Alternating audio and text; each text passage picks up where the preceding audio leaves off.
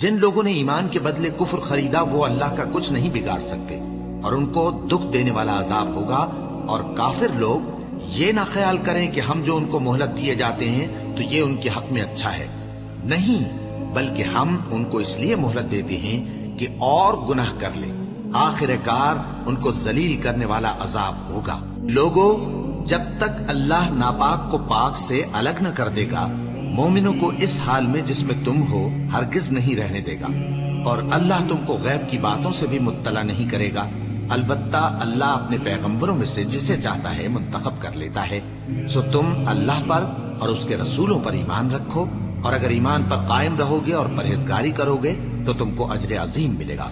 جو لوگ مال میں جو اللہ نے اپنے فضل سے ان کو عطا فرمایا ہے بخل کرتے ہیں، وہ اس بخل کو اپنے حق میں اچھا نہ سمجھیں، وہ اچھا نہیں بلکہ ان کے لیے برا ہے۔